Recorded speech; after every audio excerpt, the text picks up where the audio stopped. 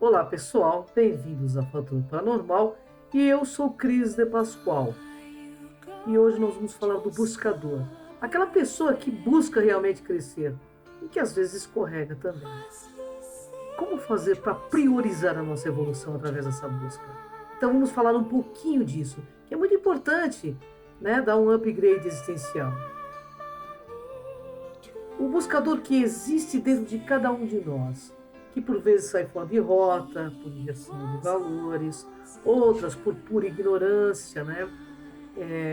E às vezes isso tudo nos coloca numa contramão existencial, fazendo-nos experienciar sentimentos de completismos existenciais e por vezes um vazio existencial também. Você já se sentiu fora de rota? Então nesse programa eu vou tentar reavaliar qual o sentido da nossa busca e assim, ao compreendê-la, podemos tornar a nossa rota mais tranquila, segura, nesse teatro chamado vida. Ouvimos, né, desde criança a frase: encontrareis a verdade e a verdade te libertará. Mas exatamente qual é a verdade? Verdade por quê? O fato é que você que procura, de certo encontrarás. Encontrarás sim aquele que te faz procurar. E quem é essa pessoa que está dentro de você, a não ser teu self, tua alma, teu eu superior, teu eu divino, que deseja ter consciência de si mesmo? Amigos, minha função é tentar ajudar você a despertar de qualquer que seja a dormência em que você se encontra. Isso, se você conseguir chegar ao final desse programa, porque a inércia, a força da inércia é muito forte quando tratamos da nossa própria evolução. Vamos lembrar que você aí tem as melhores das intenções, mas a ilusão é fortemente convincente. Por isso, não te sintas melindrado com a exposição, mas aproveita, expande o teu entendimento, liberta-te das tuas ilusões, desperta para quem você é verdadeiramente. Vamos entender que tipo de buscador que nós somos e por que por vezes nos sentimos desorientados e fora da nossa rota essencial, com aquela sensação de vazio existencial.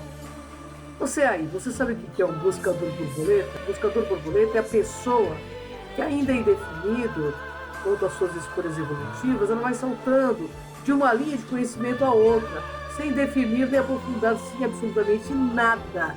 O buscador borboleta ainda não sabe o que quer, ele é o cara que não sabe o que quer e onde pode se encaixar. Ainda não definiu sua linha evolutiva, entendeu? Por isso não consegue dinamizá-la. A expressão buscador borboleta deve ser usada com cuidado e não pejorativamente, né?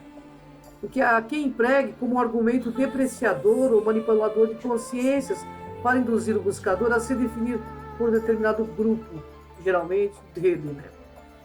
As pessoas precisam de um tempo de maturação e autodescoberta. Nós não podemos violentar esse processo porque isso seria um estupro evolutivo.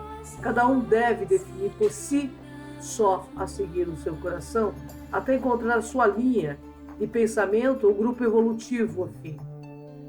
Eu devo esclarecer também, instruir e responder com isenção aqui, sem a pretensão de querer recrutar mais um fiel, pagante, voluntário, cliente, pregador, mão de obra gratuita ou proselitismo, entendeu? Não tenho intenção disso. E para isso é necessário que eu não reprima o espírito de pesquisa antes de uma decisão tranquila e bem embasada.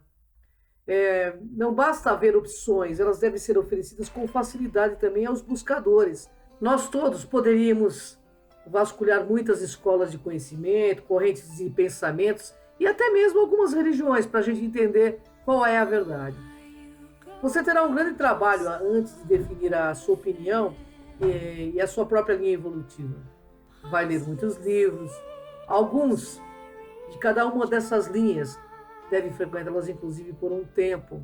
estudá-las com parcimônia e sem leviandade, fazer muitas perguntas a seus membros e observar aí se há fanatismos e posturas radicais, donos de verdades, analisar a afetividade do grupo e seu espírito de fraternidade também. Isso é fundamental, viu? Se dão liberdade de você pensar e perguntar, ou se são agressivos, ríspidos ou cínicos, se você tem a liberdade de se vestir como quiser e etc. Entendeu? Realmente não é fácil, não há receita e leva alguns anos. É muito fácil aí uma pessoa imatura dizer a você que a linha dele é mais evoluída e chamá-lo. Vem pra cá, você pode ir, mas sem compromisso. Assista aí a certa distância. Não se envolva de corpo e alma. Algumas linhas vão te seduzir sim pela simpatia dos membros, pelas promessas falidas aí de cura. São bons ambientes de convivência e estudo. Entretanto, será o conhecimento lá correto, lógico, válido e principalmente coerente? Algumas têm uma estrutura conceitual poderosa e bem organizada, mas podem ser arrogantes e cínicas também. Algumas podem ser extremamente radicais e outras mais flexíveis. A verdade é que não existe fórmula, nem caminho das pedras, como se fosse uma receita de bolo, pronta, acabada, perfeita. Todas possuem erros, limitações, incoerências, e que nós também estamos sujeitos. Bem, pessoal, todas as linhas possuem uma parte, uma fração do espelho cósmico quebrado. Você terá de estudar, conhecer, para optar pelo fragmento consciencial que mais te convém, né? Algumas pessoas passam anos seguindo uma linha aí de pensamento até que descobrem que havia outra melhor. Melhor sim, mas para aquele indivíduo. Isto é, para o momento evolutivo que a pessoa está vivenciando também, né? Uma linha é melhor do que a outra, desde que baseadas em alicerce moral, ético e cosmoético razoável, pelo menos, né? Todas são opções legítimas para a evolução individual e coletiva. Todavia, muitas pessoas ainda, né, elas vivenciam a ilusão aí do ego, de se orgulhar por seguir a linha do pensamento, que nos parece a sagrada, a melhor ou a mais evoluída. Você aí que é um buscador da sua verdade, que não está mais interessado no sonho, nem nas características do sonho dessa matrix, mas em despertar, então você vai começar a ser um observador. Observando o sonho, a vida, e conforme observa e de onde você observa, sabe que é apenas um sonho que parece ser muito real. Onde o real parece ser apenas um sonho, e daí até pode sentir a realidade desses multi-universos. Nesse sonho, onde aparentemente nos encontramos agora, existem muitos outros buscadores. Buscadores do bem-estar, buscadores do conforto, buscadores da paz, buscador do amor, buscador da salvação, do poder, da felicidade, da alegria e buscadores do fantástico. Apenas poucos e raros buscadores de si mesmos. Os buscadores do mundo espiritual são iguais aos do mundo material. Apenas colocam a equação do bem-estar ao elemento divino, entendeu? Pois imagino que foi o que falhou na equação anterior, devido a inúmeras séries existenciais, que são as reencarnações. Mas nesse mundo que reconhecemos a busca do entendimento, da origem e do propósito do nosso papel neste mundo de evolução, começamos a ser então mais questionadores, para saber qual é realmente o nosso papel nessa existência terrena. Agora o buscador, com mais ampla visão, já semi-desperto, percebe que a vida já não é um mero acaso, que existe de fato um propósito maior. E ele reconhece que existem leis que regem toda a existência. Existe então para ele, gradualmente, o conhecimento e acesso a essas mesmas leis. Ainda assim, isso ocupa uma pequena parte da nossa atenção. E a grande parte da nossa atenção ainda está na segurança, no alimento, no abrigo, no conforto, no prazer, no dinheiro, na proteção, no sexo, contra as adversidades, intempéries, procriação, continuação da espécie, todas essas sendo necessidades aí, consideradas inclusive primordiais. Então, nesse sonho chamado vida, que parece muito real, Existem grandes ciclos e pequenos ciclos, em que potenciam diferentes experiências, com diferentes características, com as mesmas oportunidades, para a mesma história, para o mesmo buscador temporal.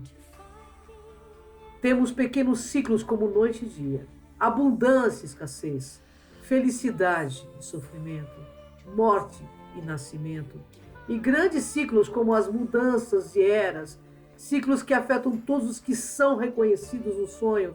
Antes juntavam-se em grupos que nada sabiam e tentavam discutir para chegar a um consenso acerca da verdade e também da espiritualidade.